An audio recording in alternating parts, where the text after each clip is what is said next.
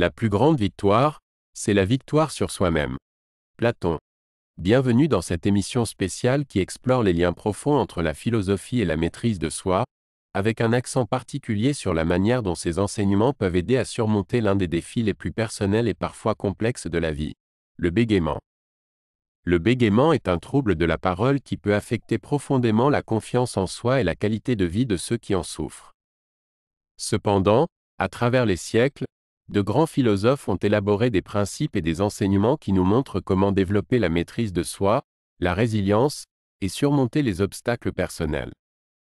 Dans cette émission, nous allons explorer comment la philosophie peut être un puissant outil pour renforcer la confiance en soi, surmonter les défis de la communication, et finalement, permettre à chacun de s'exprimer librement et avec assurance. Nous plongerons dans les enseignements de philosophes célèbres tels que les stoïciens et les bouddhistes, et nous verrons comment leurs idées peuvent être appliquées pour améliorer la qualité de vie de ceux qui bégayent. Nous découvrirons également des exercices pratiques, des méditations, et des réflexions qui peuvent aider à mieux comprendre le bégaiement et à le surmonter.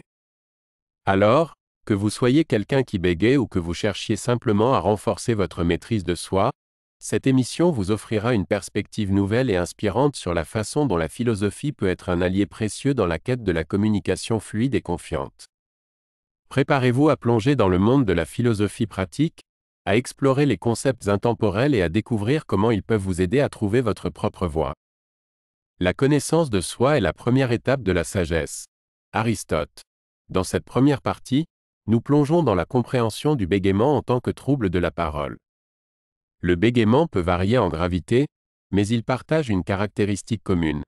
Il peut avoir un impact significatif sur la confiance en soi et la capacité à communiquer efficacement. Pour comprendre comment la philosophie peut nous aider à surmonter le bégaiement, commençons par définir ce trouble. Le bégaiement est un trouble de la parole qui se caractérise par des répétitions, des blocages, ou des prolongations involontaires des sons ou des mots. Il peut survenir à tout âge, mais il est souvent observé chez les enfants en développement. Les personnes qui bégayent font souvent face à des défis complexes. Ils peuvent ressentir de l'anxiété sociale, de la frustration, et parfois même de la stigmatisation. La simple tâche de s'exprimer peut devenir une source de stress. Le philosophe français Jean-Jacques Rousseau a déclaré « L'homme est naturellement bon, c'est la société qui le corrompt ».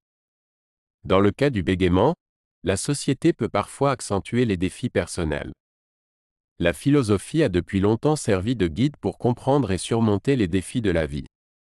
Les enseignements des stoïciens, par exemple, mettent l'accent sur la maîtrise de soi et la résilience.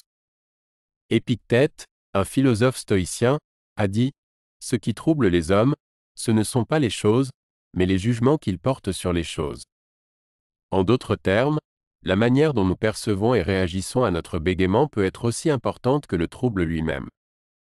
Le plus grand pouvoir est celui que l'on a sur soi-même. Sénèque.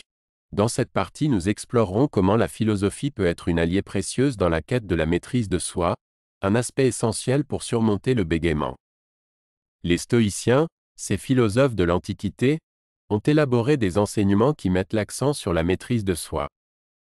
Ils enseignent que le véritable pouvoir réside dans notre capacité à contrôler nos réactions aux événements, même face à l'adversité.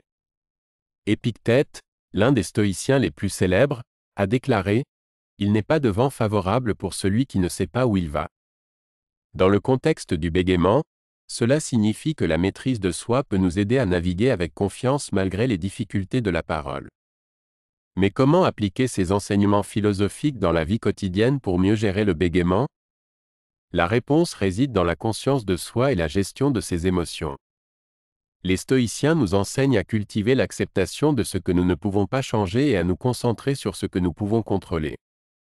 Dans le contexte du bégaiement, cela signifie accepter sa condition tout en travaillant sur les aspects de la communication que l'on peut améliorer. De nombreuses personnes célèbres qui ont bégayé ont puisé dans la philosophie pour surmonter leurs défis. L'empereur romain Claude, qui a gouverné l'Empire romain au 1er siècle, était bègue. Il a été salué pour sa sagesse et sa gestion efficace de l'Empire. Claude est un exemple de la manière dont la maîtrise de soi peut aider à réussir malgré le bégaiement. Nous allons maintenant explorer davantage comment la philosophie peut renforcer la confiance en soi et favoriser une meilleure communication, en nous tournant vers la philosophie de l'estime de soi et en examinant comment des philosophes ont abordé ces questions. La confiance en soi est le premier secret du succès. Ralph Waldo Emerson. Dans cette partie, nous aborderons la question cruciale de la confiance en soi et de l'acceptation de soi, deux éléments fondamentaux pour surmonter le bégaiement. L'estime de soi est un concept clé dans la philosophie de la maîtrise de soi. Les philosophes tels que Jean-Jacques Rousseau ont insisté sur l'importance de s'accepter tel que nous sommes. Il a écrit « Pour être irremplaçable, il faut être différent ». Cette perspective philosophique nous rappelle que chaque individu est unique, avec ses propres défis et qualités. Comment pouvons-nous appliquer ces enseignements philosophiques pour renforcer notre estime de nous-mêmes malgré le bégaiement? Il est essentiel de se rappeler que le bégaiement ne définit pas notre valeur en tant qu'individu. La confiance en soi peut être renforcée en reconnaissant nos compétences, en célébrant nos réalisations et en travaillant sur l'amélioration de notre communication. L'acceptation de soi est un autre aspect crucial pour surmonter le bégaiement. Les philosophes bouddhistes enseignent l'importance de l'acceptation et du détachement. Le Bouddha lui-même a dit « Vous vous inquiétez du résultat. Vous êtes toujours inquiet de l'obtention des fruits de votre action. Cessez d'être inquiet de l'obtention des fruits de vos actions. Cela nous rappelle de nous concentrer sur le processus plutôt que sur le résultat. » Maintenant, nous allons explorer comment la philosophie peut être appliquée pour améliorer la communication malgré le bégaiement, en mettant l'accent sur la persévérance.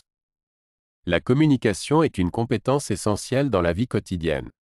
Elle nous permet de partager nos idées, nos émotions et nos besoins. Pourtant, pour ceux qui bégayent, la communication peut parfois être un défi. C'est là que la philosophie peut intervenir en nous offrant des perspectives nouvelles. Le bouddhisme zen, par exemple, met l'accent sur la pleine conscience et la présence dans l'instant. Cette philosophie peut aider à réduire le stress lié à la communication et à améliorer la fluidité de la parole. Le célèbre maître zen Thich Nhat Hanh a dit « La pleine conscience est la clé pour transformer la souffrance en compréhension et en paix. » En appliquant la pleine conscience à la parole, on peut mieux gérer les blocages et les répétitions. De nombreuses personnalités publiques qui ont bégayé ont persévéré pour réussir dans la communication. James Earl Jones, l'acteur célèbre pour avoir prêté sa voix à Dark Vador dans Star Wars, a bégayé dans sa jeunesse.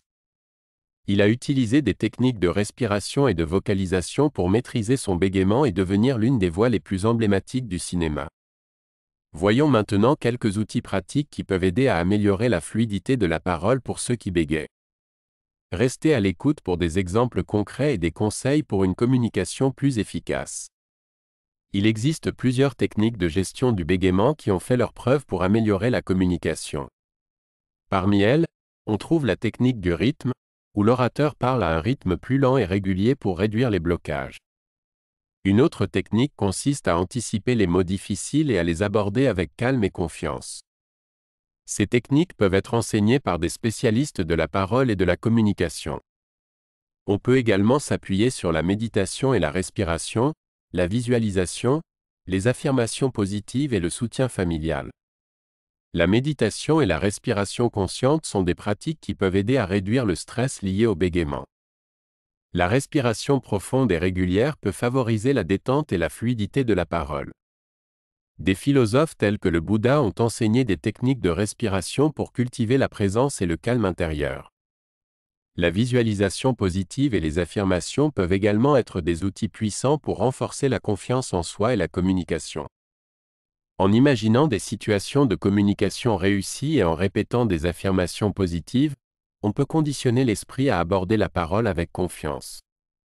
Des philosophes tels que Socrate ont prôné l'importance de la connaissance de soi et de l'affirmation de soi. Ne sous-estimez pas le pouvoir du soutien de la communauté. Rejoindre des groupes de soutien, des clubs de parole, ou simplement discuter avec d'autres personnes qui bégayent peut être une source d'inspiration et d'apprentissage. La philosophie de l'entraide et de la solidarité peut être une boussole précieuse dans le voyage vers une meilleure communication. Merci d'avoir suivi cette émission et n'hésitez pas à vous abonner. À bientôt.